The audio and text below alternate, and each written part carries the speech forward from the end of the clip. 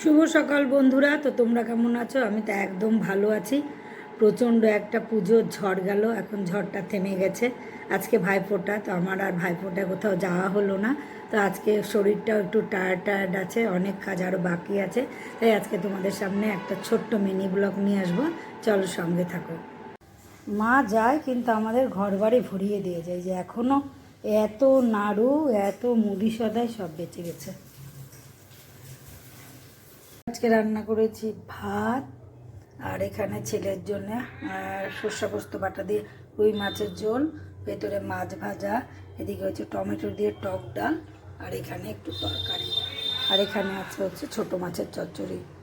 এটা হলো ছোটো মাছের চচ্চড়ি। আজকে এই অবধি আমাদের রান্না। এক বালতি জামা কাপড় নিয়ে যাব বাথরুমে, এটা কাচবো। তো বন্ধুরা, রান্নাবান্না শেষ, এখন বাজে 11:30।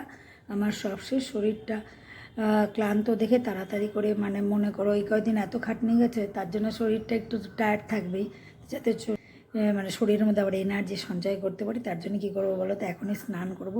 স্নান করে তারপরে শুয়ে পড়বো। তারপরে 2-2:30 যখন ওরা খাবে তখন আবার উঠে খাবো, আবার ঘুমাবো। এইভাবে ঘুমিয়ে ঘুমিয়ে শরীরটাকে কিন্তু ঠিক করবো। তাহলে বন্ধুরা, আজকের ভিডিওটা বেশি বড় করছি না, এখানেই শেষ করে দিচ্ছি। টাটা, তোমরা সকলে ভালো থেকো আর সুখে শান্তিতে থেকো।